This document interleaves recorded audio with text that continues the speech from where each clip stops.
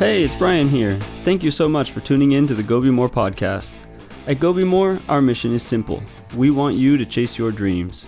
Our apparel is designed to be a constant reminder of your commitment. This podcast aims to give you the motivation and mindset to get started and keep going. This week we're doing something special. Our podcast is becoming a Bobcast. That's because we're talking with legendary track and field coach Bob Larson about his life and career. When it became apparent one episode wasn't going to be enough, we split it into two. This is part one, and part two will run on Friday. Bob is an amazing man and a truly great coach. He's been at the forefront of three of the key innovations in distance running: threshold training, group training, and altitude training. He's coached local runners to national championships, set records at the NCAA level, and guided Meb Keflezighi to the silver medal in Athens and major victories at Boston and New York City. This episode focuses primarily on his Grossmont College and UCLA years, his approach to balancing coaching and family life, and why threshold training works. We talk about that Meb guy on Friday. I had so much fun recording this. I can't wait for you to hear it. All right, on to the episode. All right, Coach Bob Larson, welcome to the podcast. Thank you, Brian. Coach, it's good to see you. You too, John. Hey, I'm looking forward to discussing things with you guys. So we're a little bit spread out, but through the miracles of Zoom, getting together like this and talking, this will be fun. Yeah, so for anybody who's listening to this podcast that knows John or I, but maybe doesn't know our history, Coach, you were my coach for 3 years at UCLA. And then when you retired, I finished my career with Coach Peterson. And I think, John, you came in with Coach Peterson, I believe, right? I did, yeah. Yeah, so Coach Larson, you were there all the time, around, a big part of the program. And it's such a pleasure to have you on. You've had an amazing career, and you're an amazing person. And everybody, you know, you've been a big part of all of our lives. And I just really welcome the opportunity to talk with you a little bit about some of the aspects of your career. And I hope we can touch on some things that maybe aren't as covered in some of the other documentaries. I want to note really quick, there's two really great works about your life that people can follow up on, and I'll put these in the show notes. One is called City Slickers Can't Stay With Me. It's a documentary about your life, especially focusing on Meb and your work with Meb and with the Hummel Toads. And then the other book is Running to the Edge by Matthew Futterman, right? Some of the people listening to this have probably read those or seen those, and so they're going to know some of what we talk about, but many people won't. And those are great resources, and anyone who enjoys this conversation can follow up with those. So just with that out of the way, Coach, how are you today? Where are you at? What are you doing? How's life for you today? Well, it's pretty good, actually. I'm at my beach house down in San Diego on the water, and just went for a walk on the beach. And so when you have to social distance a little bit, this is not a bad place to do it. Right. I'm from San Diego, so I'm jealous, Coach. I'm up here in Orange County, and you kind of gave us a little bit of a preview of what of the backdrop and what's outside your window and everything surrounding your home, and it looks so beautiful. The weather is I'm in Southern California right now, so I'm definitely experiencing the beautiful weather, but it looks great down there. The weather seems really good today. Well, it's even it tickles me more when people are envious like you. I tried to rub it in by showing you a little bit of the boats and the people out there. And yeah, we noticed that the first thing you did was like, "Hey guys, look at the boats in the water. Aren't you jealous?" And you know, what a better way to start the conversation, right? So, Coach, you have been a coach for going on 50 years. Do you consider yourself retired now, or are you still coaching anyone, or are you still involved in coaching? I'm trying not to coach anybody. Trying not to coach anybody. John has called me a couple of times for tips, and of course, that irritates me. He knows everything. He doesn't need to be calling me, but you know, I do advise a few people, and it's fun to do. Hands-on coaching takes an awful long time, and you know, over 50 years, I've been doing this, cross country, indoor track, outdoor track, and then going to Europe with the athletes. And, and it was fun. And, I retired from UCLA a long time ago. We would put together the high altitude training group right away, after 2 weeks. And so I really haven't taken a break. When Meb retired, and he's officially retired now, he was a little bit interested in running the trials again. But yeah, I wondered about that. Decided not to. It went back and forth and decided not to. But so I'm kind of enjoying catching up a little bit because not that Meb took that much time at the end. He could have been coaching himself, but you're still involved in it. Certainly I was involved with it up in altitude when you put on the final touches to get ready for the big races, and a lot of pressure on him. And you're trying to avoid injuries and sickness and all that stuff. So, you're trying to, and getting on my bike and doing that was fun. But at the same time, you put a lot of the rest of your life on hold a little bit. And so a lot of those things now, even the virus forces me a little bit to stay indoors a little bit more. So I'm going through my homes and looking at all this stuff that Robert Lusitano pushed me to try to find to make City Slickers Can't Stay With Me. Yeah. I had discouraged him from making the film. I didn't think it'd be any good, and he didn't have any experience. But lo and behold, it's really touched a lot of people and inspired. It is a great film, Coach. Right. I heard about it, and I don't remember why I didn't see it. I think I was in Europe, or I was doing wherever it was. I heard about it. I wanted to see it. I didn't watch it. And then when we got in touch about this podcast, I went and found it, and I illegally VPN'd into, I hacked into Amazon servers and I watched the video, and I was actually really surprised because I guess I didn't have super high expectations, and I felt I already knew a lot of the story from our conversations, but the amount of footage that he had, like video footage, I actually never anticipated that would even exist. And so that kind of stuff really surprised me, and getting to see these old runners who maybe we heard the name, but you put a face to the name and they're talking about their experience. It was actually so well done. I was really pleasantly surprised by the quality of that movie. Well, I'll pass that on to Robert, and he how he could put all that together. You got really good people, including his sister who is in the industry, and his uncle.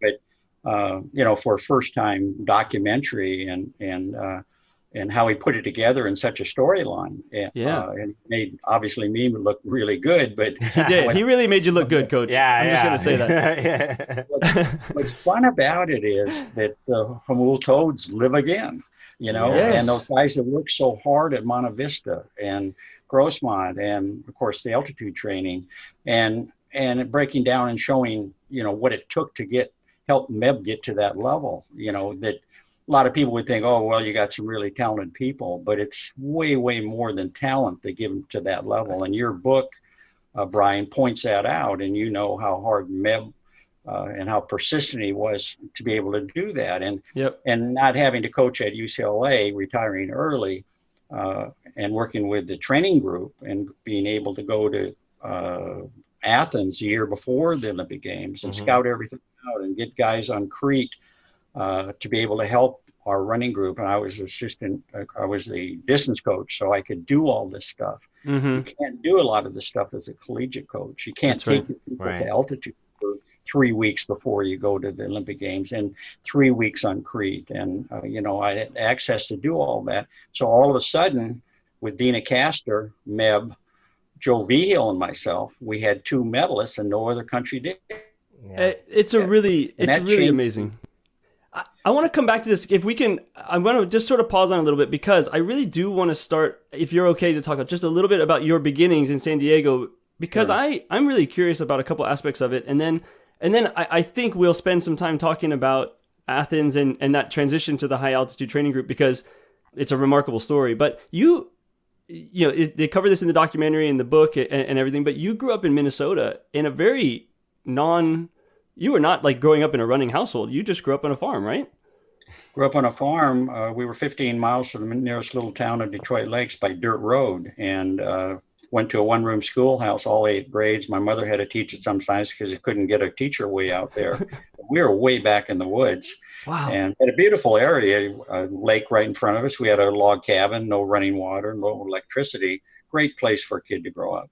Well, why was it great? I mean, just because of the freedom to explore and to did you spend your time doing whatever you wanted, or were you kind of helping with the farm? What was your daily routine like? On a farm, they put you to work as soon as you stand up. And that's an invaluable lesson for the rest of your life. Yeah. And, in Minnesota, sometimes it got 40 below, a true 40, none of this wind chill stuff we have now. You're on and my father's having me drive the team of horses pulling a sleigh, and any little breeze at all, you can't stay warm. And, Yeah. to experience that and being out in the fields during the summers for long days, and then you have to come in, it's dark, and milk the cows and get up before dawn the next day and milk the cows again and go out back on the fields. So, that part of my Midwestern upbringings, I think, is invaluable for everything that came later. Mm-hmm. It set a precedent, right, for what a lot of work is, right? I think that's exactly. In a way, everything else has been kind of easy. Yeah, right.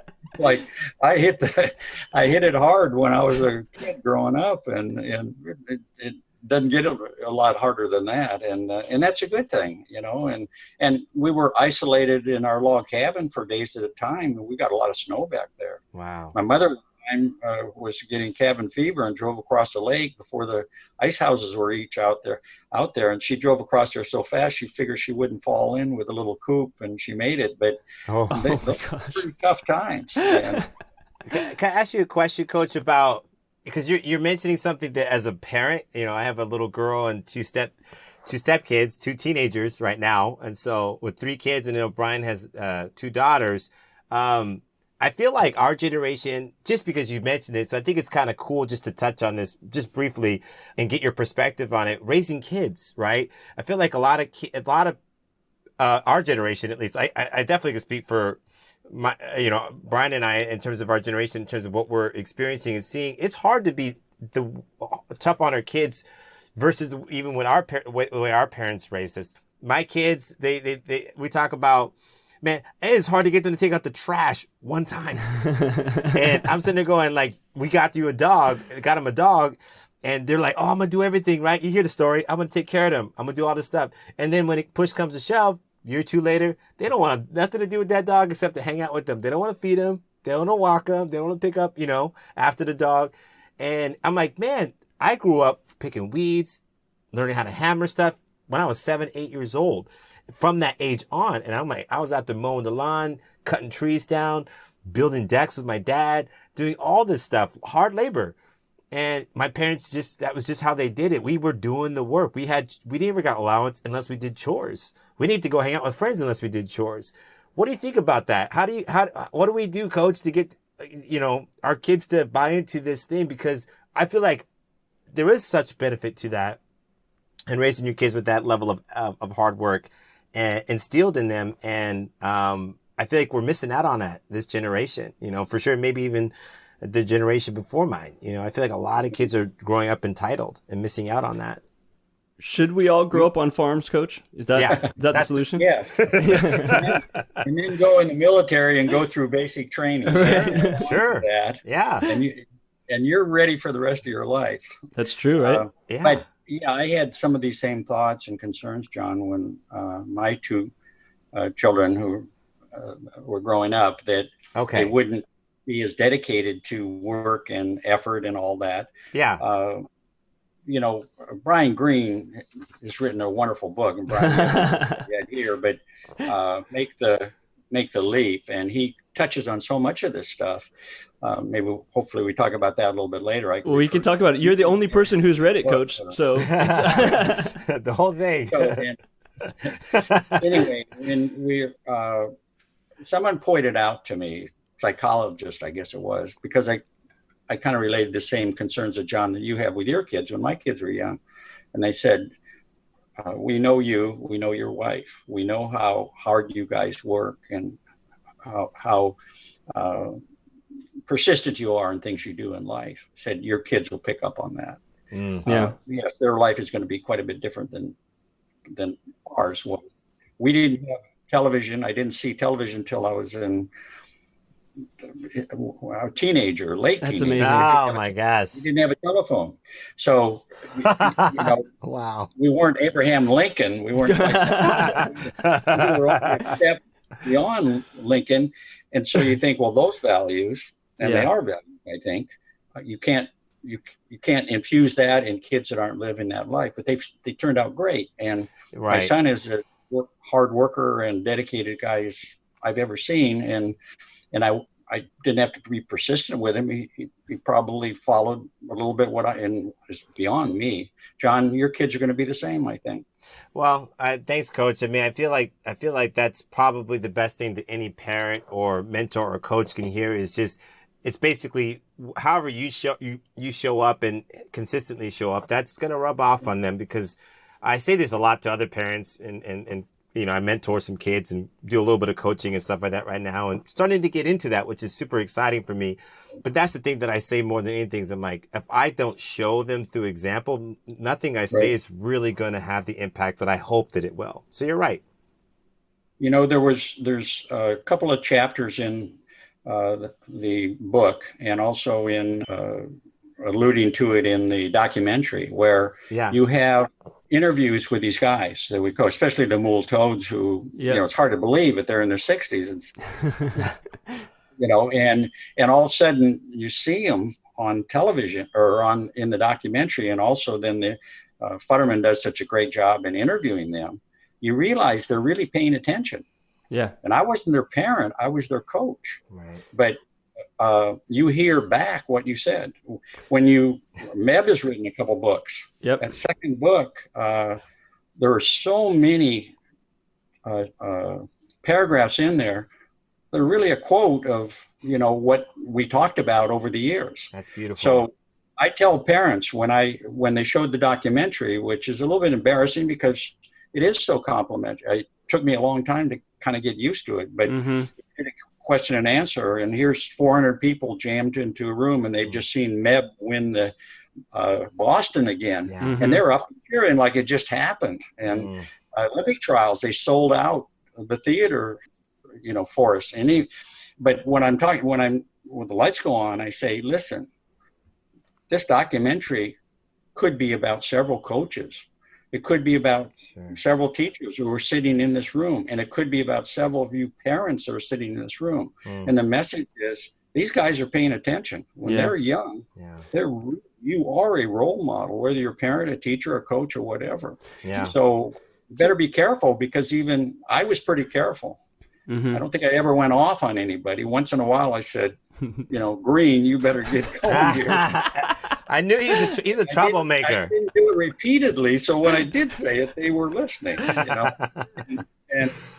but if you're a good parent, a coach, a teacher, the documentary, I hope, validates what you're doing, and it pays dividends because they're listening. Right. Can I ask you a question, Coach, about, you know, I actually really was thinking about this. You've been a coach, and one of the things that comes out in the documentary is how everybody describes how they felt they were coached individually. Like you didn't have a program, and then you were just putting everybody through your program. They all felt like they were being coached individually, and this difference between as a coach versus, you know, raising a kid as a parent. How did you approach that sort of like boundary? Did you purposely establish a boundary about I will attempt to influence their life up to this level, but otherwise the rest is the parents, or was it you allowed them to define that boundary? I don't know if you ever even gave any thought to this question, but it came up with me thinking about all the influence you had with all these runners, and on myself as well, all the conversations we had in the room, and I don't remember all the details of all those conversations, but I'm sure some of them were personal, about my family, about other things, and so anyway, do you have any thoughts on defining that relationship, that boundary with your athletes? I guess it just came natural that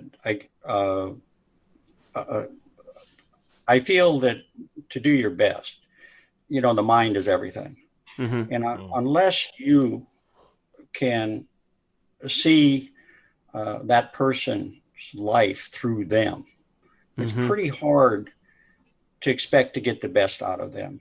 In fact, even when athletes like at Monte Vista High School, Grossmont College, where the Toads were going on to it, because I wasn't at UCLA, they had to go on. And one of the things I would sit down and talk to them about is, this is going to be different. There's going to be some real adjustments here for you. Your job is to get the best out of that coach, to get the very best out of the people around you. Because I would, before I started doing that, I did even afterward, they call and I'm coming home. No, you're not coming home. I'm calling the coach, and I'd tell the coach, you got to re-recruit him. He's lonely and it's different. And especially if they went to a cold weather area. Right. But the key was, if you're going to get the best out of yourself, you got to get the best out of the people around you. That's in relationships, that's with kids. And that always motivated me, that I wanted. At Monte Vista High School, at one point, we had all the student body leaders, including the student body president, who went to Harvard after he left Monte Vista High School. But I was talking with them right from the start. These are kids that had never they'd won one cross-country meet each year for the previous 2 years. We won the championship the 4 years I was there. So they were listening because we were able to turn around their athletic experience. Yes. And from total losers to total winners, dominant winners. And so I used that motivation to say, you guys run for student body office. You do this, you do this, you do that. Right. And they did. And we controlled, and that showed me what you could do and where you could motivate people with athletics as a coach. If you won, if you were successful, if you showed them how to get a little bit better, that's success. Then they would listen to you on other issues that were really important to their development. Yeah, in the documentary, Jim Ortiz said that, at some point it stood out to him that you told him he needs to graduate, right? Like he needs to put his energy on it. And these are the kind of things that, because he's developed the relationship with you and the success in the running, and he respects your opinion on as a person, he's going to hear that message from you in a way that maybe he wouldn't hear it from, I don't know, somebody else who he doesn't have that close relationship with, right? Yep. But I love the framing you said is you have to get the most out of your coach. I've always struggled with trying to convey this to athletes I've spoken with about the coach-athlete relationship. And I try to tell them, no, you are responsible for your relationship with your coach. It's and I like your framing better than mine in that you have to get the best out of your coach, because it changes your mindset a little bit to say, oh, like, why is this not working? Is there something that I can do? Right. Martha Watson, 4-time Olympian, my good friend, and she's handing me a drink here. That's hilarious. No, I love it. You're really living the life down there in San Diego, Coach. Hey. You've got people bringing you drinks. I am totally spoiled. Well deserved. Yeah. Well, can I ask you one more question before we go back to some of the history stuff I want to ask, because we're on the topic of family and coaching. As a coach, you coached at a high school level, junior college, university level, and then at the elite level. And a lot of your coaching was done in Mammoth Lakes, right? So it's not in your home in LA. Like, right. I struggle with this, especially for distance coaches. I feel like coaching as a career is sort of hostile to families in that it requires so much time. It's a 7 days a week sport. It's a year-round sport. There's, especially at the university level, you're getting into things like recruiting and other stuff, which has its own time commitments. But family hostile might be a little bit extreme, but I've spoken with coaches, and you and I, there's been athletes you've coached, and they've gone into coaching and then left coaching because it just puts a huge strain on that family life. And I'm wondering, how did you approach that, and how did you try to balance that, the requirements of your job with the responsibilities as a parent? I kind of thought ahead way back when I was pretty young. I said I wasn't going to get married till I was 30. Anybody I dated, I said that. Yeah. Part of it was I wanted to establish my career. I wanted to, I was taking classes on investments in real estate and in the stock market. I wanted to establish, so I wouldn't be dependent on a coach's salary. I could, right.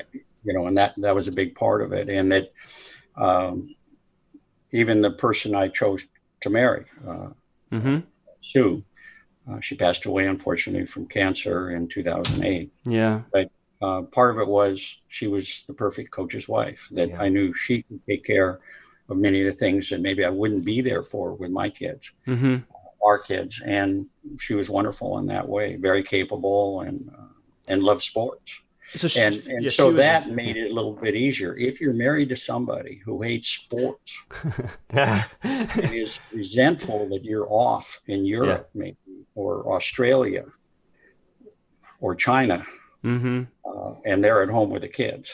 Now, I took her with me quite a bit. She was in Athens when Meb won, but or got a medal, and Dina got a medal. I mean, that Mhm. was huge. And I'm thinking of her as I'm driving to the stadium to welcome Bib, that she was, by then we knew she had a limited time to live. Yeah, And yeah. for her, over 28 years since American had gotten a medal, you can imagine the emotion I was going through. Yeah. Because knowing that she was sitting there in that old stadium watching on this huge screen where Meb is moving up, and nobody thought he was going to medal because he was the 38th fastest guy. Exactly. Yep. And the world record holder was there and all these guys. Yeah. But I thought he would medal, and I think he felt by the time we got there. But anyway, those types of things where you include the kids as much as possible, and certainly Sue, but you still regret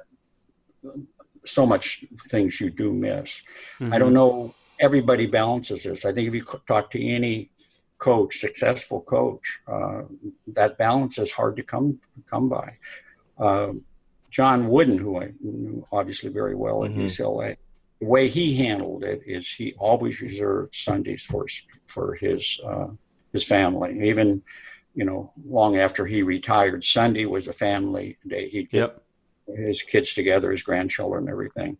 I think that's one really good way. Otherwise, we just keep working, because your job is never done when you're coaching at a school like UCLA. Right. You Right. don't have enough time. You don't have enough time.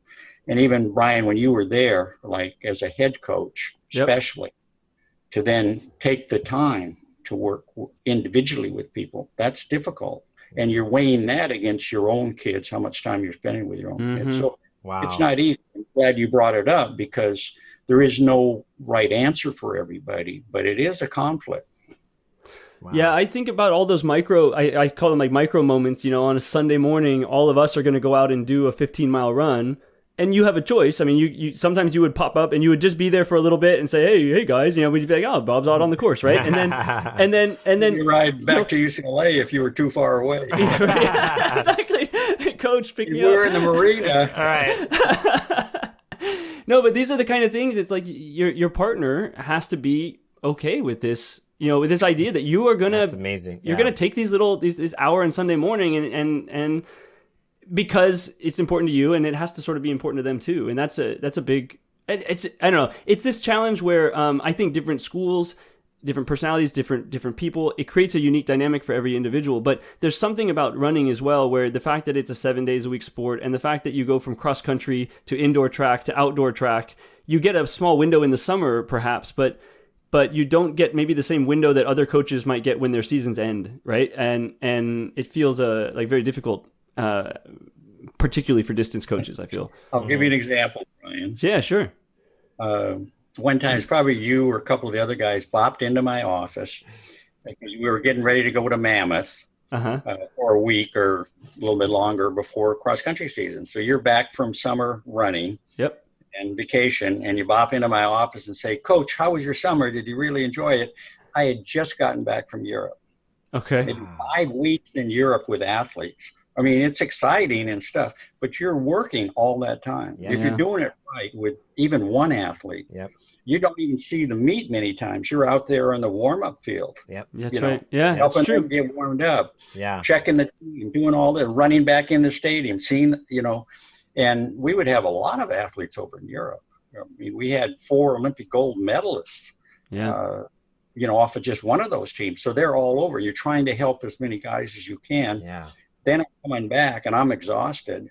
And you guys come in and, Coach, you're ready. You had a great summer, I hope. And and it was fun and it was exciting, but it was at the same time, you're pressing it all the time. Yeah, well, you come back from 5 weeks away, and then you say to your wife, "Oh, I'm going up to Mammoth for 2 weeks with a different team, right? With a different group of guys." Gosh. Yeah, that's right. Yeah, I've really thought about that a lot. I mean, I've always felt like coaching would be a great career for me, and yet I sort of also really can tell the strain that it would put on my sort of family relationship. There might be a time when that's more acceptable. At this point, it doesn't feel like something I can pursue. But it comes from these conversations, these experiences that other coaches have shared with me. Yeah, John? Yeah, I'll admit, like, it's interesting hearing how you describe that experience, coach, where you're going from one, like it's like year round. Running is like year round. Like you can be competing, especially as a distance runner, you could be competing all year in some way, shape, or form on the roads, cross country, track and field, indoor, outdoor track and field. It's U.S. track season, European track season. It's nuts, right? It was funny. I got very lucky when I was, as a freshman, when I won the junior national title, to extend my freshman year by going over to the UK on the junior USA team and spending a couple weeks over there. So I continued to train and compete after the regular season, was over, collegiately in the US for most people my age at 18 years old, freshman in college.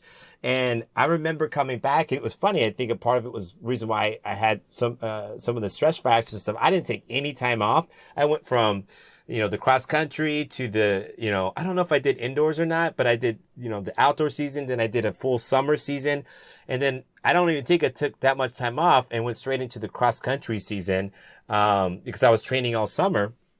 And then I was over there for a couple of weeks at 18. And of course I loved it, but that was my first experience kind of like going through that full gamut and seeing how much of a strain it is just on once. And I was just an athlete doing that. I can't imagine the amount of dedication that it takes mentally, emotionally, for you to do that. And when I turned pro and was doing that, I mean, I was on the road 4 to 6 months out of the year, and I was never seeing my friends or my family. And I'm like, man, there was every girlfriend I had at the time. They're like, you're never here. And I'm like, you're right. So I guess we should probably break up because I'm not going to be home, and I'm living out of a suitcase. And that's just the way that it is.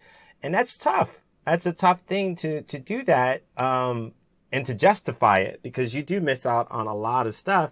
And I felt like for the better part of, my 20s, I was like, all that existed was running, and now I feel like I have been trying to play catch up in my 30s with friends and family and life, and telling the stories about what I experienced. And I'm very grateful for it.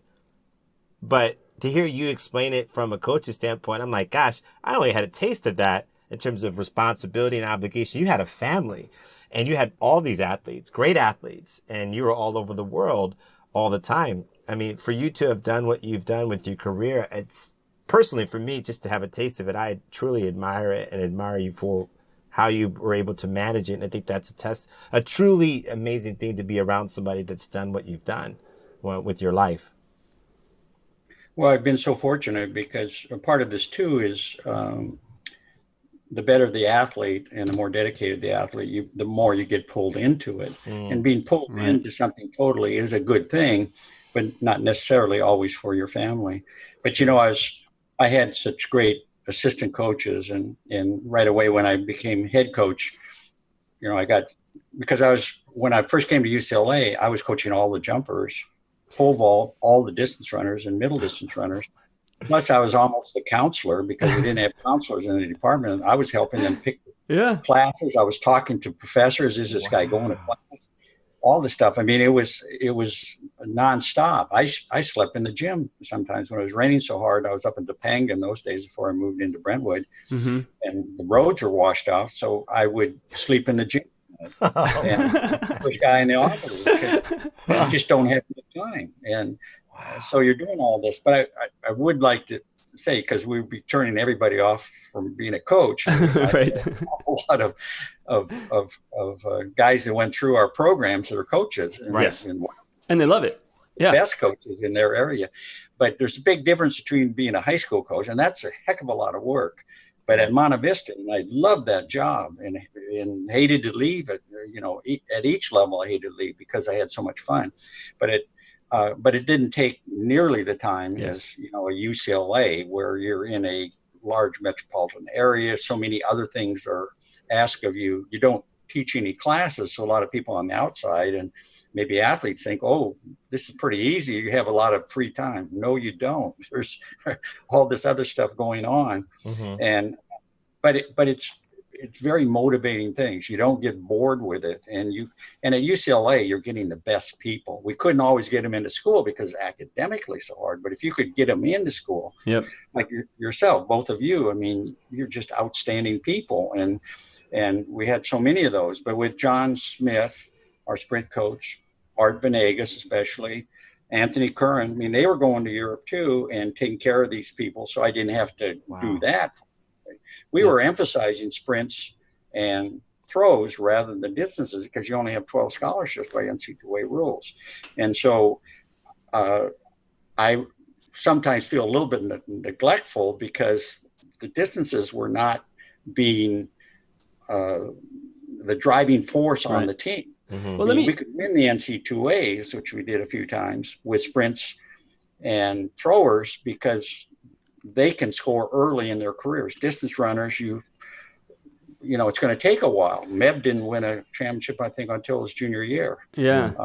Let me ask you this, Coach. As he was. Coach, this gets at another question that I don't even know how to frame it because I think it kind of makes you look too good. I don't really want to do that. Yes, you do. No. Yeah. Okay, so reading the book and watching the documentary, you know, the documentary is great because it really covers the UCLA period a little bit. The book doesn't really do that. The book kind of just says, and then he won a bunch of titles, and then you go to Meb, right? And so here's one story of your arc, which is you become a great high school coach, then you become a great junior college and club coach. You go to UCLA and you turn around the program or you build it, you have success. And then you become the head coach and stop focusing on distance running. So you've developed this career as this great distance running coach. And then as soon as you get in control, you de-emphasize the distances and give all the money and all the scholarships to the other events. And then Meb comes around and suddenly it's like, oh, like I'm going to leave UCLA and I'm going to go pursue elite running and coaching, right? And the thing I want to ask you is, in that time, I mean, it's probably 1984, I think, is somewhere around when you became the head coach at UCLA. What was the thought process around? I mean, you kind of mentioned it, I guess, but was it hard? That's a better question. Was it hard for you to de-emphasize the distance events as a distance coach when you took over the UCLA program? Not really. I was all about how can we have the best program possible. And a lot of that is, you know, you have to win. If you're at a school like UCLA, I feel you don't want to put pressure on anybody, so I shouldn't say it that way. But there's expectations. Yes. When you're at a school like UCLA that you're going to at least win conference titles, which we won a lot of them, sometimes 5 in a row. Mm-hmm. But to do that, I realized that two things. If you have really good assistant coaches, which I did, if you give them the scholarships, you're motivating the coach because he can go out and get the very best people. They're going to stay there. They're going to work with you if you take the scholarships. And also, we were in a conference, the Pac-10 at the time. Now it's Pac-12. Several of those schools had distance running coaches. They're very good. What are programs. those guys, head coaches? What are they doing with their scholarships? Yeah, I don't have to mention the schools. Yeah. Across the nation. No. If you take your 12 scholarships and give almost all of them to distance runners, you have a real good shot of winning the NC2A cross country title. That's the key thing is you prioritize track and field, whereas I think a lot of the distance coaches, they choose to focus on distance because A, it's their priority and their interest as a coach. But B, they have a different logic, which is, well, if I get the right guys, we can not only win a track and field championship or compete, but we can win a cross country title too, right? Mm-hmm. And at the very least, they're going to win cross country because they only have to beat a half a dozen teams that are doing the same thing, maybe a few more. Yeah. You know, but you don't have to beat the best schools in the country. In track, you do. Yes. But in cross country, there's not that many that play that game that are putting all their scholarships. Now the NC2A in their wisdom, then when they dropped it down from, remember Coach Bush, Jim Bush was a great coach, or you know, he had a terrific career at UCLA, and he's the one that he asked me one time. We took him to Europe with us we were presenting to or having them, European coaches who were very more scientific than our coaches, we felt, set that up. And so we did this exchange of ideas. And then Jim wanted me to come to UCLA and help him, and I turned him down. And 3 years later, I'd have been, well, anyway, he said he was going to retire. So I said, right. Oh, okay, I better do this now. I love San Diego, but it turned out great up there too. But when you look at perspective on all this stuff, and I want to go back and say something that we left too early. Okay. Coaching in high school. Coaching in high school is so damn much fun because a lot of these kids, it's their first exposure to organized sports. And our high school was a 4-year high school. I had those kids for 4 years. After the first year, on the first year, again, they had only won one track meet, one cross country meet. But once I got them going right away and they won the championships, I mean, unbelievable what that does for them and their confidence and how much fun it is, because you know that point in their life we're all a little bit, we're not very confident. That's right. And now you add this thing, something they can do that their classmates couldn't do. And their classmates, the whole school would get up and cheer for them, cross-country runners, because nobody's winning in that school in any sport. It was new, so, but we had good coaches, but the numbers just weren't there, and the newness of the school. Anyway, I tell coaches in clinic, they all say, well, how do I move up? Well, where are you coaching? High school. What do you mean move up? Yeah. Those teams with those guys, and you saw, them running, and some of them, that's as good as anything. That's as good as anything we did. Now, anybody on the outside would say, yeah, the NCAA titles where we scored record amounts, or being a coach at the Olympic Games and getting medals and some of these other things. Yeah, in some ways, it's more attention grabbing. But as far as self-satisfied as a coach, it'll never get any better than Monte Vista in taking those kids and getting to that level. High school coaching, don't leave it if you're coaching in high school. And it doesn't take as much time as it does at a school like UCLA. Grossmont was wonderful too. Right. But the 2 years is definitely difficult, right? I mean, I'm sorry, John, I cut you off. Grossmont, the challenge of a junior college is I almost feel like you only have the 2 years. Like that's that's the bigger maybe drawback to a junior college. Although you might, I can't speak from experience. But what were you going to ask, John? No, I was just going to say, Coach, is it tough to let go of some of those athletes? I mean, speaking about high school, and that actually appeals to me the most. My stepson's 16. He's a pretty gifted runner. His mom is a 2-hour, 38-minute marathoner. She qualified for a couple Olympic trials and stuff like that for the U.S.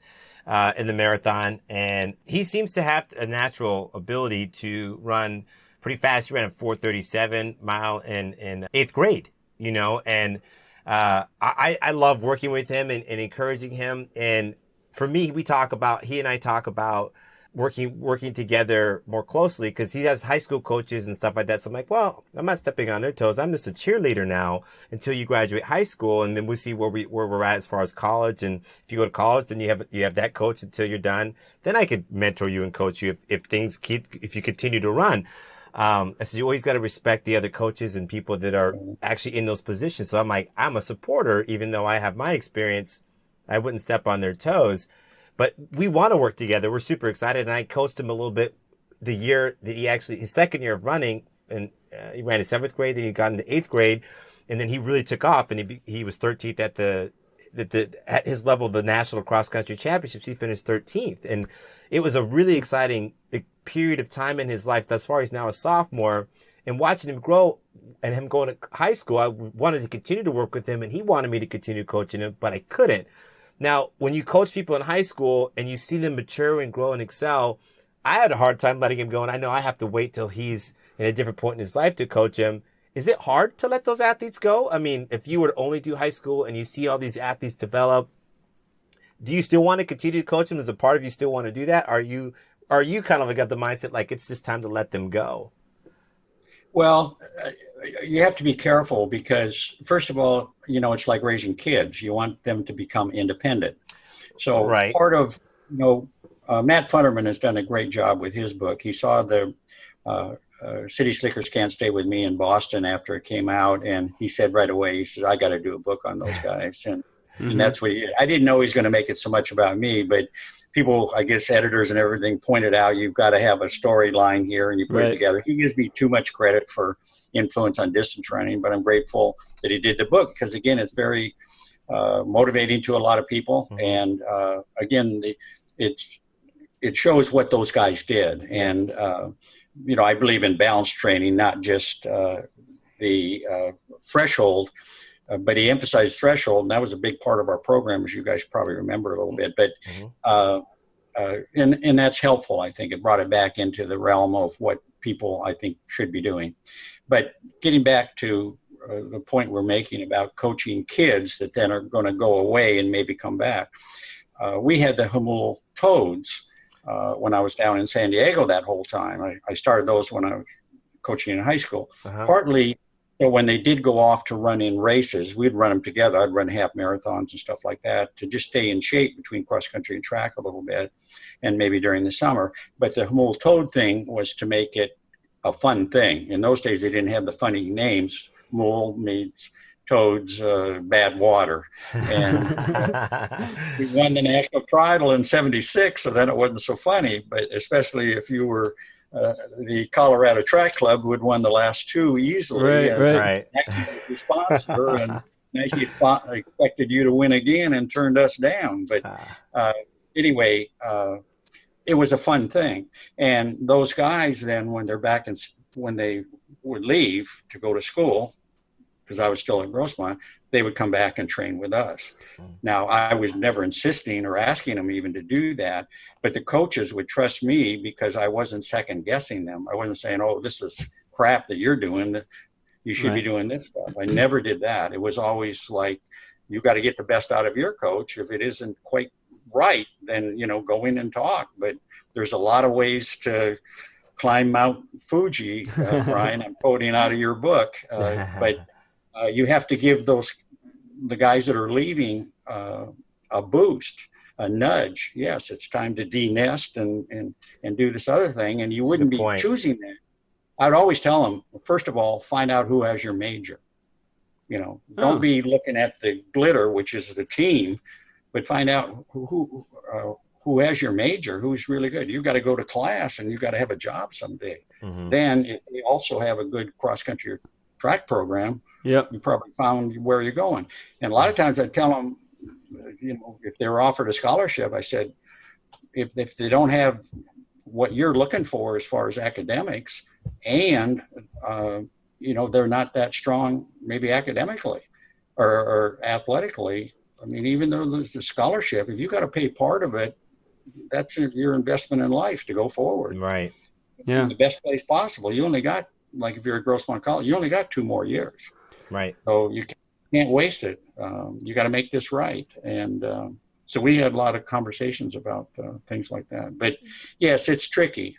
Coach, can I ask you about the Hamul Toads? So this existed for, I don't know how many years you ran it or you managed it. And I don't know if it continued when you went to UCLA in any capacity. But how big did that group get? How many runners did you actually have in your running group? It wasn't real large because it was mostly, it was really Grossmont College guys at one point. First it was Monte Vista guys. Right. I started coaching in '63 at Monte Vista High School. So I probably started it in '64. Yeah. And we kept it going until I went to UCLA in '79. And they continued it on. It wasn't championship level team after that, but it was still a vehicle for a lot of guys to go and compete. Right. And we had fun with it and still do. And it's part of the lore of distance running, this group of, well, you've seen the film and you've read. Awesome. When I chose to go to UCLA, my uncle was a runner and he ran for the Aggies in Northern California. And I didn't know anything about distance running, really, like the history, any of this stuff. And he asked me, where are you going to go to school? And I said, well, I think I'm going to go to UCLA. And he said, oh, yeah, Bob Larson's there. He used to coach the Toads. And I said, he was running in that same kind of time and probably competing against you guys as a member of the Aggies. up north. Oh, yeah. And The Aggies were good. they were Great good. guys. He has. I love those guys. He has friends who, Matt Justo and some other guys who they went on to the Olympics, and they, what people forget is these clubs had really high level runners in them. This was a really competitive scene. Today, I wanted to ask you about this because that was I feel a very big part of the success of distance running generally in the 70s. Yes. Was the was the club scene, not the college scene so much, but the club scene. And I don't know. Do you have any theories about why it kind of died out? Why it didn't sustain through the 80s and 90s? Well, one thing that happened, early 80s, we were still doing really well. I was at UCLA at the time, already cutting back on distance running a little bit. But, we won the conference when I first went to UCLA because I was coaching all the jumpers. I'd have one extra scholarship maybe divided among a few distance runners, and we could win. And we were in top 5 in the nationals. The teams that were beating us were all older foreigners in those days that they allowed. Washington States and some of those others. So, yeah. But those were great teams. But what happened, I think, was a couple things. One is they cut back in scholarships all the way back to 14 and then to 12. So what are you going to emphasize? A lot of schools that had some really good distance running programs all of a sudden did what I did when I became a head coach, is you kind of cut back in that area so that the guys that could run multiple events and start, their champs early in their careers in high school. And we're in a warm weather area, so, you can have sprinters and, you can do a lot of stuff with it. So that hurt distance running. And, I think too, at the same time in the 90s, the training stopped or changed from, we were pretty volume conscious, and personally, I was very threshold conscious in the workouts. Well, those two areas were negated in the 90s for some reason, where everybody now, physiologists were telling swimmers and distance runners, and I know a lot of physiologists, I studied it in college, but they got misled thinking you didn't need volume, and they never emphasized threshold training. They emphasized intense training. Can you define how do you define threshold training for somebody who's listening to this that might not be a runner? They might not have ever heard that term before. What does it mean for you? Drudgery.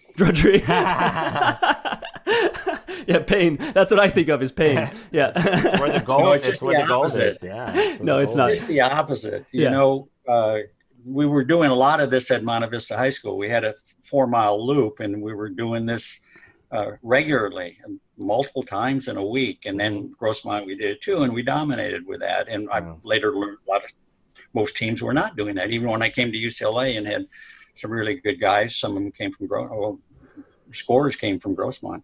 But a tempo run or a threshold run, you get to a level where you couldn't, if you go a little bit harder, you can't sustain it. You're going to oxygen debt. So you get to that level where you're really working hard. You could answer somebody, but you're not going to carry on a conversation. Right. If you look at the film, you can see Meb on those tempo. He's at 7,000 feet elevation, and he's running his marathon pace, which is like 4:55 per mile pace. It's amazing. 15 miles at 7,000 feet elevation, some of it uphill, and he's maintaining 450 to 505 pace. Yep. That's threshold for him. But you see when he stops, I mean, he's tired. Now, we did quite a bit of threshold training that would end up being race pace. But I would always warn the guys, if we're going to make it to the end of the season, you can do this once in a while. But if you do it all the time, because I'd run out with them on the warm-up, we'd get out of ways, and then I'd pick it up and say, okay, we're going to do this loop. And then I'd cut across and catch them coming the other way. And if they're going too hard, I'd warn them because I didn't want them competing all the time. But it's close, very close to race conditions when you have a pack of guys like that. And they were like Grossmont, they were running under 5-minute mile pace. And I'm sometimes thinking now, are we doing the right thing? Yeah. Because there's nothing in the literature and no other coaches doing a lot of this stuff. Everybody was doing some of it, but nobody was doing as much as we were. But we're beating everybody. So, I mean, by ridiculous scores sometimes. In a dual meet, we had a 10-way tie for first place one time. And I'm thinking, there's some talented guys back behind these guys, because I don't have 10 that are that talented. Right. You know, you don't have any scholarships or anything, and we're beating universities that go on and score in the NC2As very hard. So we knew we were onto something, but that's what tempo training is, and it kind of got lost in the 1990s, along with volume training, which you need both to be at the top. There's an interesting aspect of this. When I came into UCLA, it was the first time doing tempo runs on San Vicente. There was a 5-mile tempo run that we would do as a pretty standard, you know, I don't know how often we did it. I feel like we did it a lot, but we probably didn't do it as much as I remember. But, you know, for me, it felt like a race. I felt like I was racing because I felt like there sometimes would create like, how fast did you run it was on people's mind, as opposed to how did you feel running it sort of balance, right? And it took me years, actually, I think, to really understand how to mentally approach a tempo run to get the most out of it. I think in the beginning, I didn't know what I was doing. I was just trying to keep up with everybody, to my own detriment sometimes, right? Just like, or in the last mile, try to run away from everybody, even though I don't need to do that, but it feels like a race. So I'm close to race pace. So, you know, so these kind of things were a little bit hard to figure out for me personally as a young runner, right? And over time, I got to a point where I was able to say, you know what, like, the goal of this workout is not the time. The goal is maintaining and consistency and form and you know, shifting the focus. But threshold training was new to me when I got into college. I had never really done anything like it, and immediately, I say this. I think I write it in the book, but there's two things that really changed for me when I got to UCLA. One is how serious the athletes actually were about running. Right? Mm-hmm. Like the amount that people actually ran, and the amount they cared about running, and the amount they knew about running, and all these things. Whereas for me, I was just like a talented runner who got by on talent and didn't have to work to have success in my initial experience. But the second thing was, I thought interval workouts were like how you became fast. So I would run really slowly on my road runs, like with my shoes untied, and I would just jog along at like 10-minute mile pace or something like this. And then when we would do the intervals, I would try to just like blast those and have the best interval workout possible. And I remember a conversation with you and having you basically say to me, like, no, all of your ability comes from the runs. Like, it's just going out and running. Like, you need to run hard and stop thinking about the interval training. Start focusing on the interval training once you're actually good, but use the road runs to get good, right? And it was a really important shift for me. And I think it's I don't know. I'm relaying the story because the book and the documentary, they talk about this, and I think it's such an essential part of running. It's so easy to overlook that, like, there might be one basic staple of training that is going to get you most of where you need to go. And if you ignore that one, you're not going to succeed. But if you do that one, you're almost all the way there. Like, and threshold training for me was probably the thing that stands out to me as the single most important thing for a distance runner to be doing. I got many calls in the 1990s, even earlier, but especially in the 90s, and even after I retired from UCLA in 2000, where coaches who had outstanding athletes, maybe a team of them or one, you know, that was really good, high school level all through the professional level. They would say, Bob, he's doing this many quarters, he's doing this many repeat miles, and he's only running this fast, or our team is only running this fast, you know. And I would say, well, what can he do in a 5 to 8 mile tempo run? Mm-hmm. No response on the other end. Dead quiet for, you know, a couple of heartbeats. And then he would say, well, I don't really know. You could tell they weren't doing hard tempo runs. Yeah. And and to this day, one that has medaled in the Olympic Games a few times, his coach, if he's in a clinic and I'm there, he'll say, Bob pointed out to me we weren't doing tempo runs, and we did. He became international class. Mm-hmm. High school coach one of our local Tom Lux, coaching the distance runners at the high school, and he coached a couple of years, and they were really good, but they weren't winning the championship. And he said, "How come?" And he said they were doing these type of interval workouts. And I said, "Well, yeah, but remember how hard we were running on the roads? We didn't call it tempo in those days. We didn't call it threshold, but that's what we were doing. Remember those runs?" He says, "Oh, yeah." He called me that fall and said, "We won the championship." Yeah, that's so. Guys. Again, like Matt Futterman puts this in his book and features that. It is that important, but ideally you want to build a base. Yes. And you need volume to do it. Surprisingly, in swimming, the short sprints are 50 meters or whatever. Yeah. All of a sudden, when the physiologists were kind of indicating, more than kind of, but saying, no, we don't need this volume, even for the short swim distances, all of a sudden we didn't have the best in the world. Mm-hmm. We dominated the world along with Australia, and all of a sudden Australia is setting records, and here and there in Europe they would have somebody setting a record, and we weren't. Even in the sprints, the shortest sprint, we still weren't, and they'd gotten away from volume. So physiologically, I guess, and I really trust these guys. I used them a lot for when we set up our altitude training and things like that. Yep. They're very influential. My friend Joe Vigil studies physiology all the time, and I invited him to come down and help us set up, at the Olympic Training Center and then at Mammoth, high altitude. And he'd been at altitude his whole life. Adams State. Yep. They were winning all those championships, Division II and NAIA over the years. Mm-hmm. Just a great coach, great person. And so we talked about a lot of this. Well, he always pushed threshold training. He also mile repeats was a big thing with him. Mm-hmm. But he and I talked about the fact that you got to get those basic weeks in of mileage. If you can do it, you can't always do it perfectly in high school because the kids are coming, there might be another sport and all kinds of stuff. But when you can do it right, you do you get them in shape first. Then threshold. If you can maintain a threshold run, let's say 5 miles or further, or at least 20 minutes. If you can go, now you're ready for some interval training. Yep. But a lot of people, coaches during the 90s, were putting the cart before the horse. They would go to the interval training because it's like throwing gasoline on a fire. Sure. They're getting better and better. Yeah.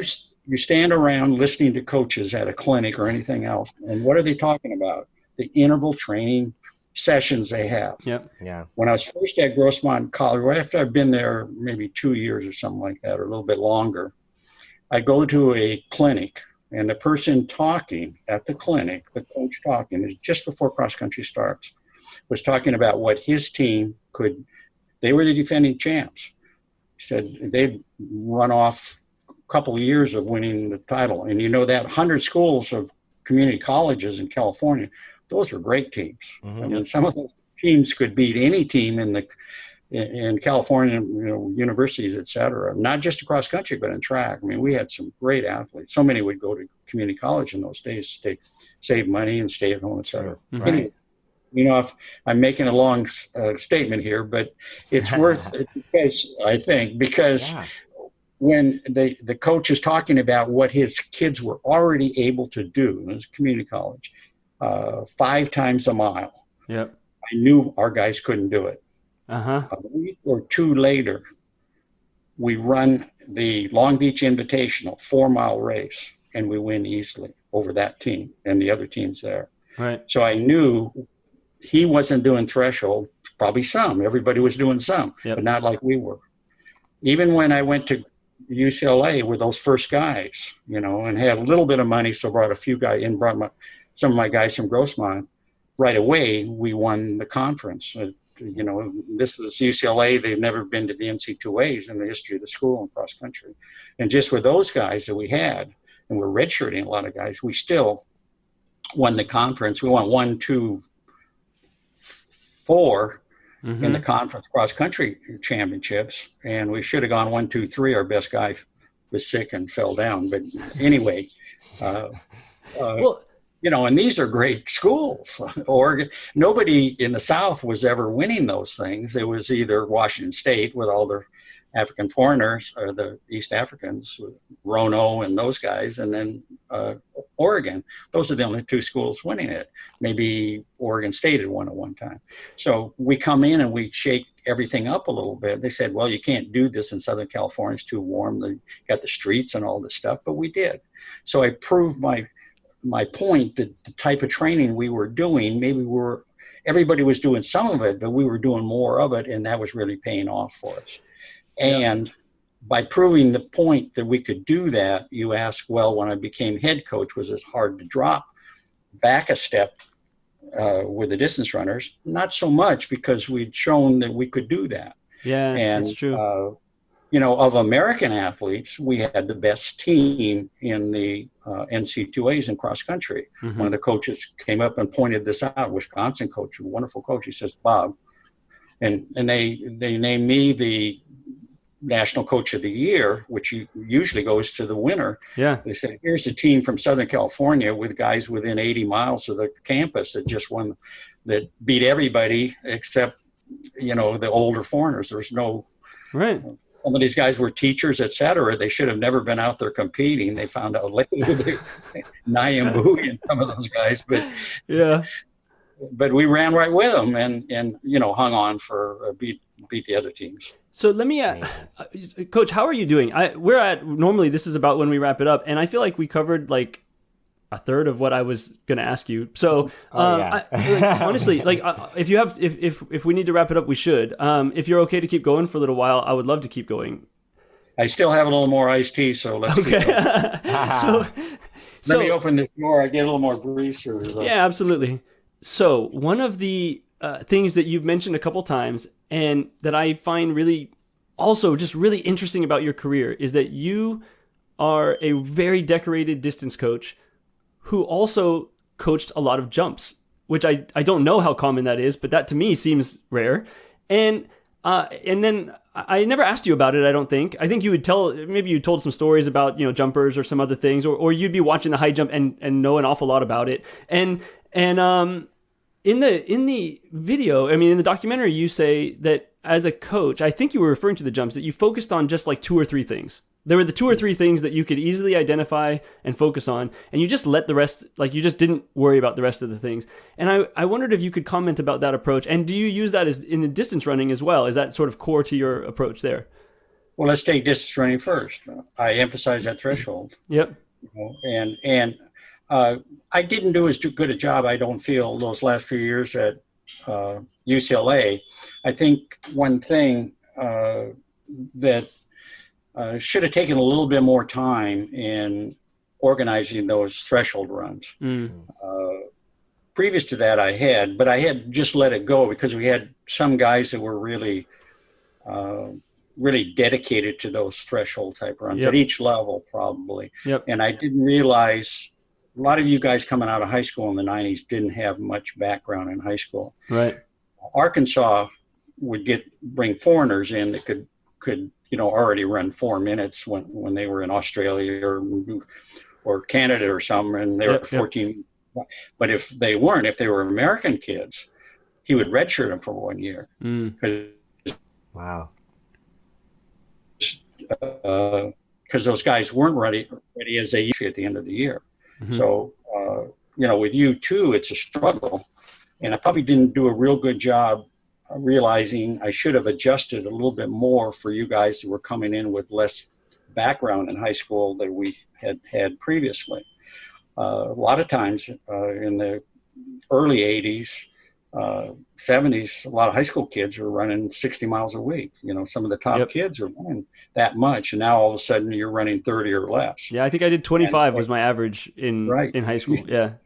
And maybe I should have adjusted that a little bit more. But what the adjustment was, what I was giving you a little bit more interval work and a little bit less of the volume, and trying to keep you guys healthy from falling apart. But, obviously in your freshman year, I let you run a little bit too fast in those threshold runs. I should have broken that up a little bit and more individualized it. But I realized that later, that partly because everybody was going to more intensity, Yep. and you guys had that in high school. I leaned a little bit that way myself, and we didn't have at the end of seasons the wow factor. Mhm. Most times I ever coached at any team, almost you could name a few times, maybe several times, individually or team wise. Wow, how did they do that? And we didn't get that as much right at the end. Now, there was an advantage to it in a way because Meb was there. Now, I didn't leave UCLA because Meb was graduating. It happened. I retired a couple of years after, but that was a plan. Yep. And I did want to put together a training group so we could extend these guys' careers a little bit and get us competitive internationally again, which, in 2000, we were not very good at all. We Right. had 2 guys maybe that could run it. We got no medals. The guys in Sydney didn't even get out of the first or second round. I don't think we even sent a full group of marathon runners. I think we had maybe one woman, one man. Yeah, one qualifier. It's yeah. We were not very good. And then skip forward finally to the most recent Rio games, and we got 7 medals, men and women, in 800 on up. So we went from 0 to 7, and now, and in 2000, none of the Americans were training doing a good job of training at altitude. A few were at altitude, but it was almost incidental. Like school was there or whatever. They weren't. And in 99, I went to a clinic, listened to them talk about altitude training, high, low training with Robert Chapman and Ben Levine, and both physiologists, and Robert is a coach. And one of the athletes we had training with Meb had gone through the experiment they did using Salt Lake City and Park City. So they're going from 7,000 feet down to 4,000 feet. Well, that's Mammoth at 7 and 8,000 feet, and Bishop, Bishop at 4,000 feet. We got to do this thing. Yeah. And training at altitude, and everybody that's getting a medal is training at altitude. Got to do this. And so that was what I was kind of anxious to do that. And I encouraged Joe to come to San Diego, or some of the guys that he was working with or advising. I knew that they were good enough. We could get them into the Olympic Training Center. They could live down there. And I was looking for ways to reinforce what Meb was going to be doing and have some people with him do this. And I even said, Joe, you can come down and get room for you, et cetera. And then when we got together, it worked so well. We talked about putting the group together that became the Mammoth Training Group. Well, I suggested Mammoth as the place at ideal elevation. So that's how all this went together. It's really interesting, though, Coach. Real quick, I don't want to cut you off, but one of the things that you're highlighting here is threshold runs were critical. Of the key things you focused on. You obviously, and probably this maybe came from your experience with Hamiltoads, or you intuitively figured out that groups matter. Right, it's not when you decided to go to Mammoth, you didn't say, Meb, let's go to Mammoth and let's isolate ourselves and train like maniacs and surprise everybody. It was like, no, let's build a team and let's bring a group to Mammoth. And then the third thing is altitude. And these 3 things all they are critical, and yet they were overlooked so easily by so many people. And I'm curious why you felt you were able to identify them, and then had the conviction to actually build the training around it, even though people weren't necessarily doing it. Yeah. Well, I always felt altitude would be important. Not maybe for everybody, but I just really felt some people, including Meb, I just felt it would be really enhance it. And then you look at who was getting the medals in the Olympic Games and World Championships. It's all but a couple percent, and they're all training at altitude. And so, I sought to educate myself as to altitude training. Joe was part of that, but listening to these other guys who had experimented with the high, low training, I just felt we had to do that. And there were very few, but a couple training groups that were successful in the United States in those days, post-collegiate, but they were tied in with colleges, and they had good coaches and all of that, but they weren't going to altitude. And The coaches were, the head coach in those situations was a college coach. He's paid to have successful programs collegiately. Yeah. And there's a difference when you graduate. Now all of a sudden you're not part of that team anymore. The motivation to go all out for your teammates and everything is no longer there. Now you're kind of on your own, even though you're training with the school too. Mm-hmm. And you saw those guys who ran with Meb and beat him in high school and in college. Yep. And they'd go and they graduated at the same time. And all of a sudden, within a year or two, they're gone from the scene. And they had the ability, Mm-hmm. but they didn't develop it because there wasn't maybe the ideal program. Now, if they wanted to run nationally, that was a good program. They could, but they couldn't get to the international level. Right. You send them to Europe or go to Europe with them, and they just get killed.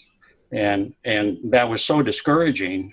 You see, in 95, the Africans really started training. Up till 95, you had Kip Kane and a few others that come over here, and they were so naturally talented anyway, and then they did enough work Yep. to do something. But all of a sudden, and I found out later that part of that increased training was threshold runs. A lot of their training came The Kenyans figured out the how they threshold did the runs. threshold runs. A lot of what we would do, you go out easy and you come back hard. Yep. Yeah. That was a stress, and that was a lot of what we were doing. Their threshold runs where we go faster, just accelerate, keep going harder. Now in your freshman year, you couldn't do that. You were going slower probably, but the guys up front, were doing that, and that's very much what the Kenyans were doing. That was the basis of their program. We often did the fountain run, and the fountain run was more or less run to whatever fountain you felt you could run to. In my case, it was the first fountain often because it was a 6-mile run instead of an 8-mile run, and other guys would go to the second fountain. And then once you turned around the fountain, that run changed. Yeah. And suddenly people were coming back 3 or 4 miles at a pretty good pace.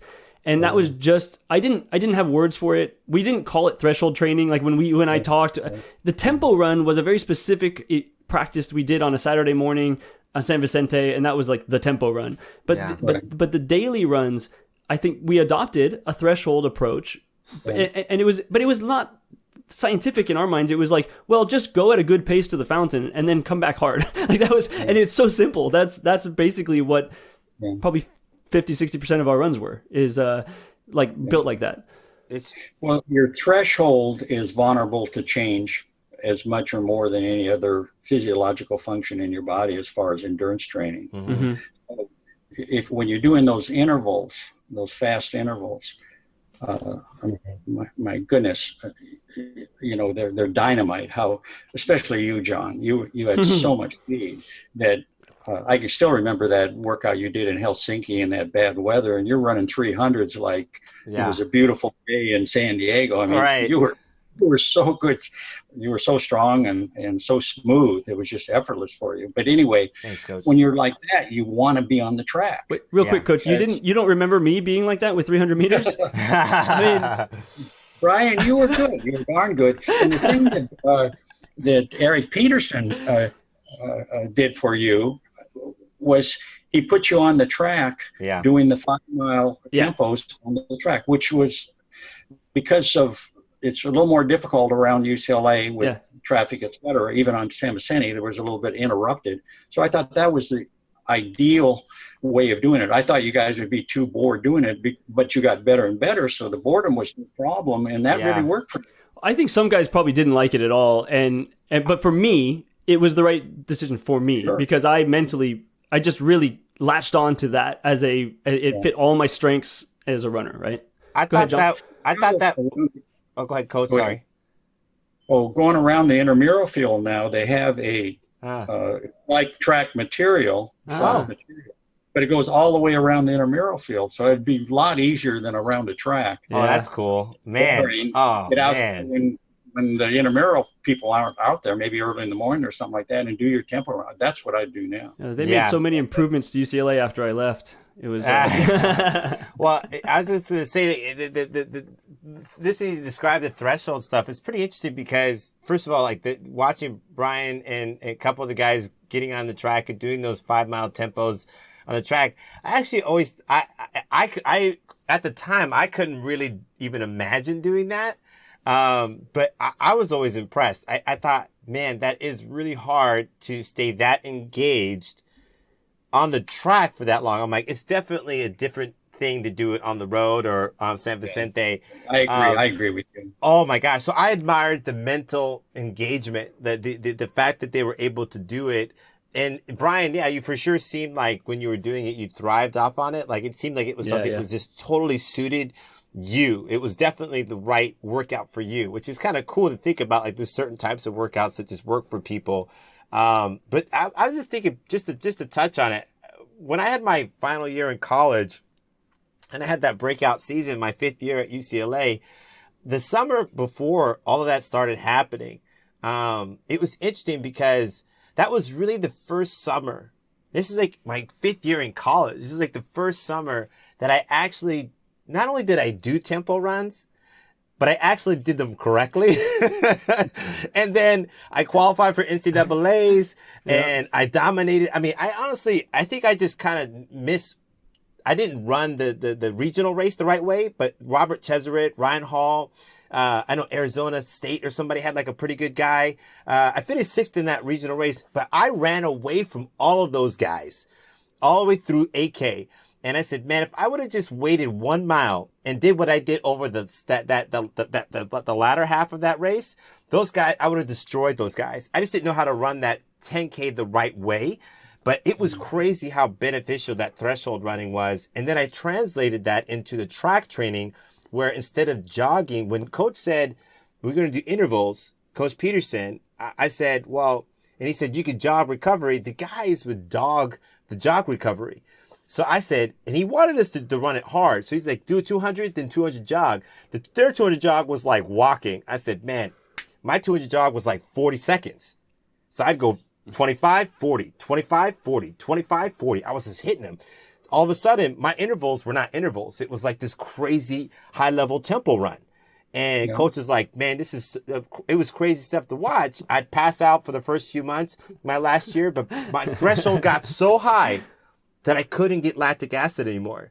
It was so crazy. Yeah. And then all of a sudden my intervals were so high level. It was crazy. So for sure that what you're describing is exactly what I experienced. And what I did was I just challenged it as much as I could at every increment of improvement that I had experienced in my last year. And then I had the season that I had, and it kind of carried over for another 4 or 5 years before, my career just kind of like fizzled out and everything. But it was definitely the game changer. I feel like that's the number one thing that changed my running career was the embracing and actually doing it well, the threshold running.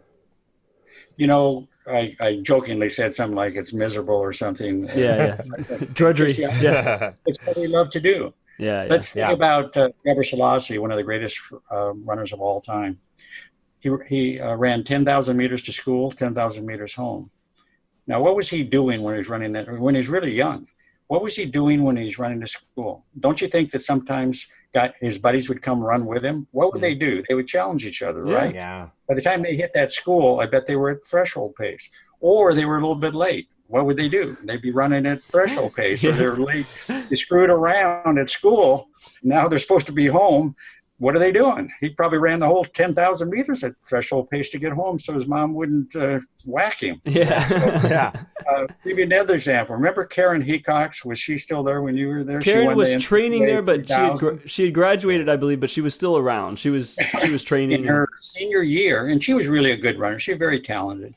And anyway, she and Beth Sullivan were really good runners, our two top women runners. And Eric was helping me, and I said, hey, you take the women the next year. And he did a great job with them. And Karen ended up winning the 3,000. Mm-hmm. And during the summer, she was running with the young man that she eventually married.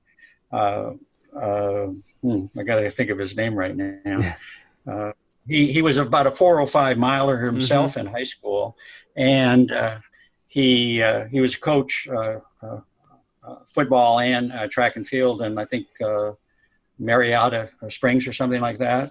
Anyway, great program. They're winning football and track and field. That summer, they trained together. So she was running with him. He's putting his miles in. What kind of pace do you think that was for Karen?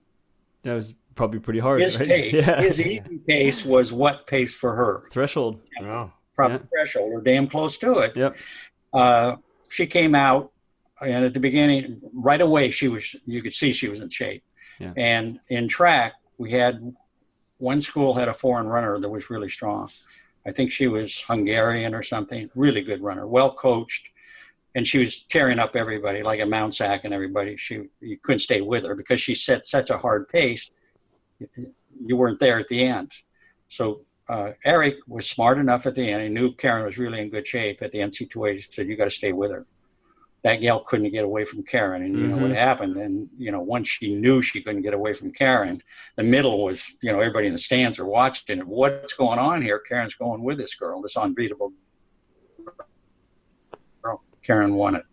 And that threshold training that she'd been doing. And on the weekend, too, she was running with her boyfriend. And that was part of it. Eric, obviously, his coaching, and he really did a good job with her and everybody else. But having that person, and that goes to what John, you were saying too, is you don't need a big. If you train with other people, it's a lot more helpful. You don't need a group if you have 2 or 3 that can train like that.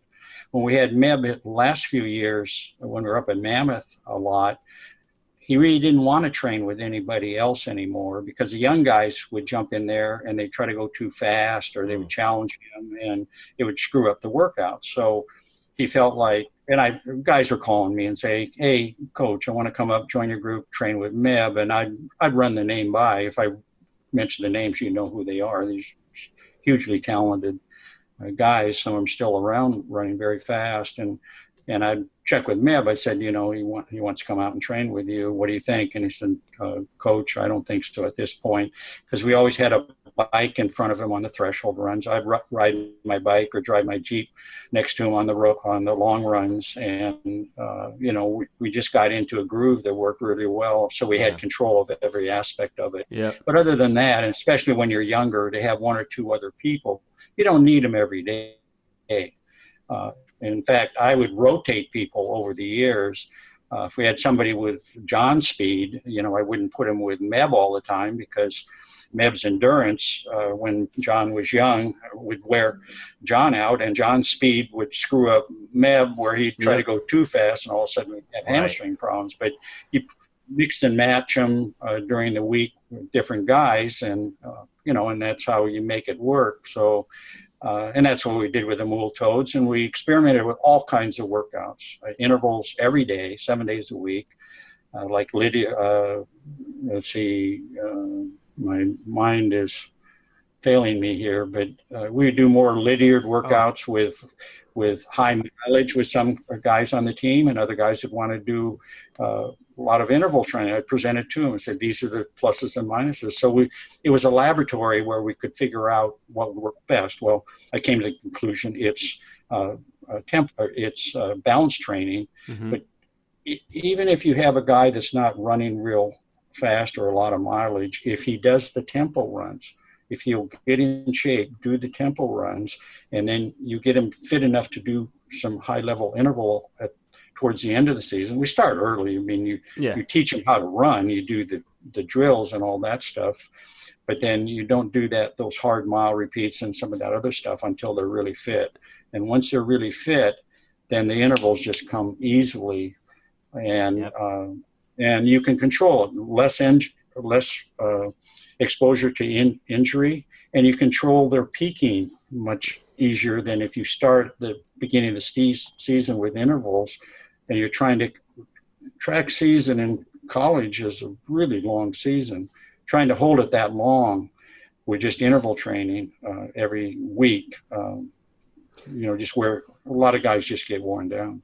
Coach, I don't know if you're up for this. I would love to have you come back on. We have not really talked about Meb at all, which I think is great because who cares about that guy, right? Who? Yeah, Meb who, right? No, So I like this better. This is kind of the conversation I really wanted to have about some of these other aspects that I think often get overlooked, because it's very easy to look at your career as the career of Meb Keflezighi's coach in some respects. And, just here, every time you say something, I think, oh, that makes me want to ask this other question.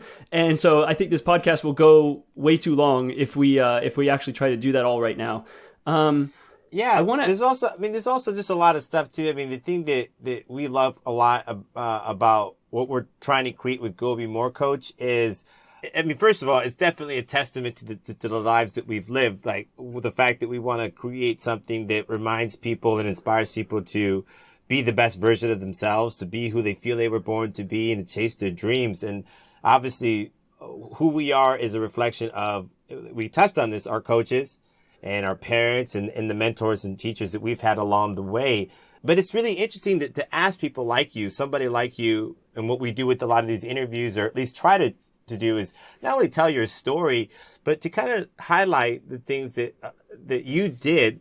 You said the mind is the thing that determines really what makes somebody successful, especially in sports, but really it's in life. Like what about the mindset that you've had that allowed you to endure the challenges? A lot of people hear about the glorified aspects of your successes, but like, what was all the stuff, the nuts and bolts, the day-to-day, the hours, the grind, the travel, the not so glorious stuff?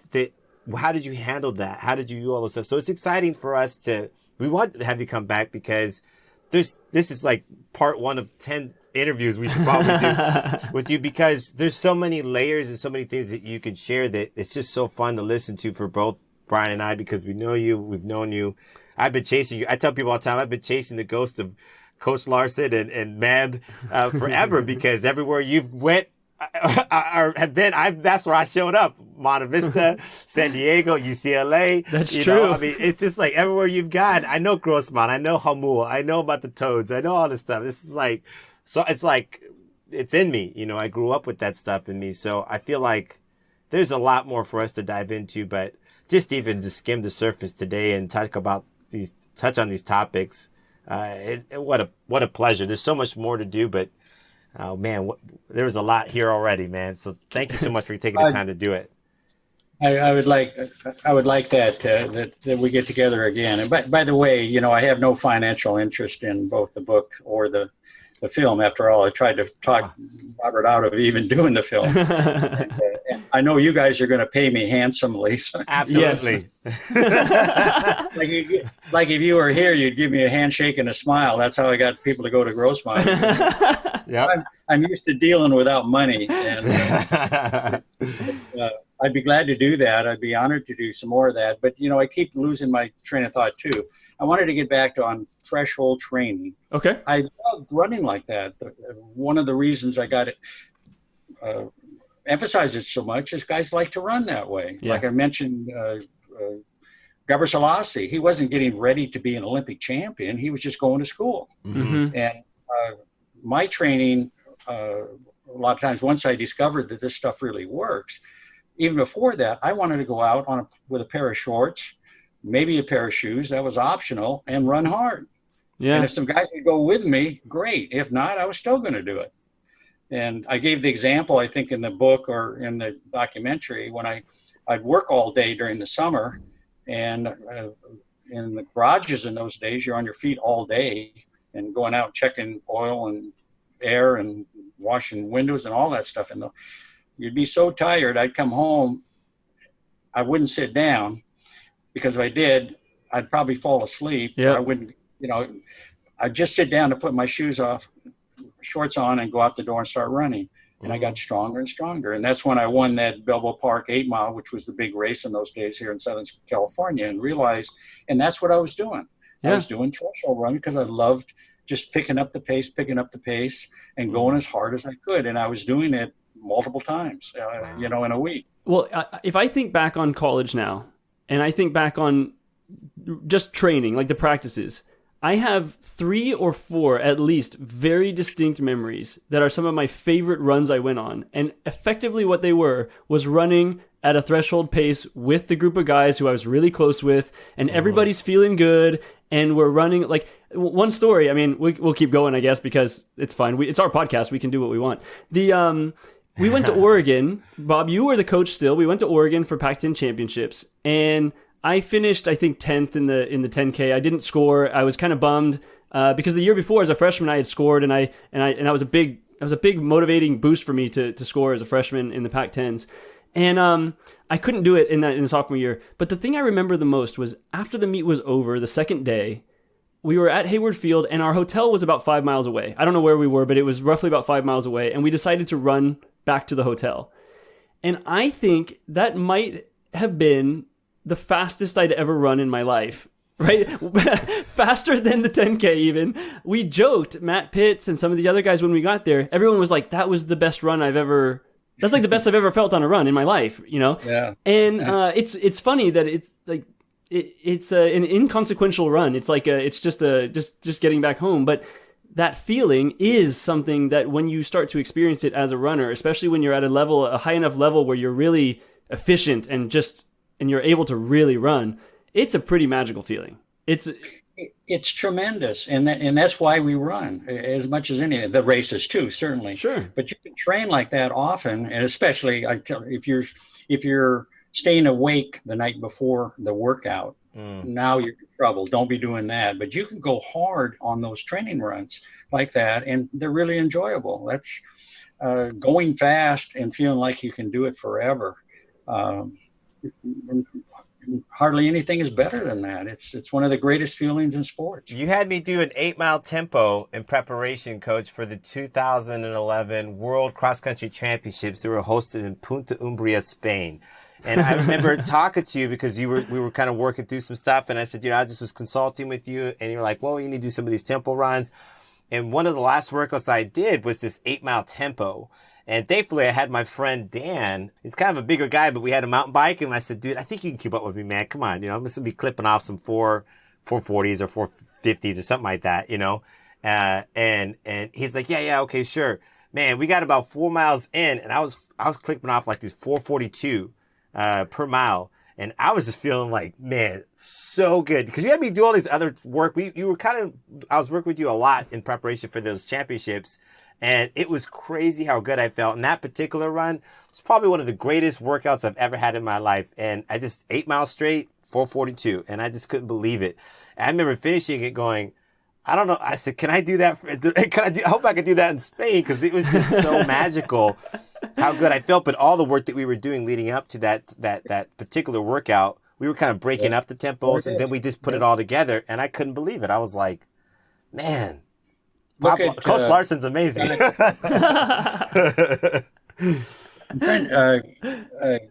Look at the mile American record holder. Oh yeah, Scott. Steve Scott. 10 miles. He was a half miler in high school. Yeah. In college, he got to 10 miles tempo runs regularly. Yep. They do it once a week.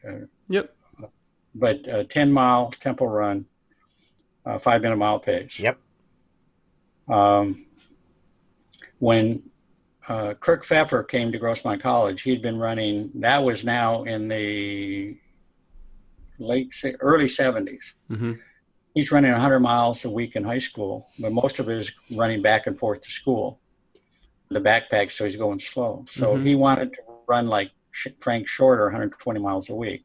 I negotiated with him to get him down to 100 miles a week. 100 miles a week. Right. A lot of it was tempo pace. Yep.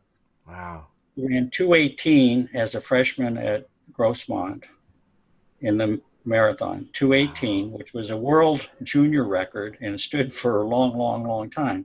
He was still running marathons at age 50 and winning, local marathons, running 220 at that age with no problems.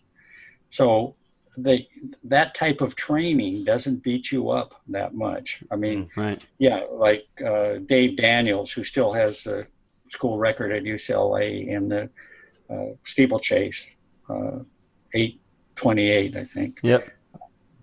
In the documentary, he's saying, I can't imagine training harder than what we were training, but I can't imagine having more fun than we had when we were doing that. Wow. Yeah, that's right. There it is. That's it. Because you love running.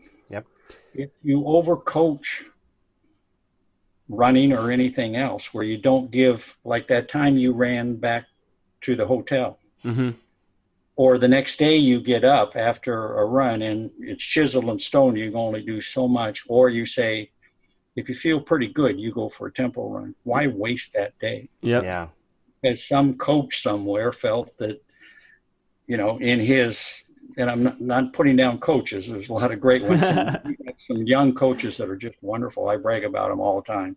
We're really doing good things with our distance runners. But some of these people are still overcoaching because they're a coach, and they want that stopwatch on the track because now you have more control, and or on tempo runs and everything else, you're taking away that creativity that's in an athlete and they have so much fun with when they express that creativity on a run. Mm-hmm. I love that, Coach. I wanna end it here. I still have a bunch of questions, and we're gonna invite you back on, and I wanna tackle. God, there's a lot of topics, but that's fine. It means a lot to me that you joined us on here and that we had this conversation today. This is a conversation that I've wanted to have with you about topics that are not the normal topics about, just what did Meb do before Athens, or I want to cover that on a future podcast because I love the stories. But thank you so much for coming on and joining us. It really means a lot to both of us. Yeah. And hopefully sometime soon we can come on and we can do a round 2 and where we really talk about me, because I don't think we did that enough on this podcast, Bob. And I'm just kidding. Oh no, I'd love to do that. Short podcast. I'm sure he's got some great stories about you, Brian. Bob, thank you for joining us, and please do come on again so that we can cover the rest of all the things that we want to talk about with you. I'd be honored to do it. It was fun doing this. I look forward to the next one. Thank you, Coach. Thanks, Coach. See you guys next time. Bye. Thank you all for tuning in. You can find links to any articles or items we referenced in the show notes. Please subscribe and be sure to give us a rating. And remember to tell a friend about the show. The Go Be More podcast is produced by Go Be More Apparel. Check us out at gobemore.co. For all of us at Go Be More, we are what the world is chasing, and we hope this podcast helps you become what the world is chasing too.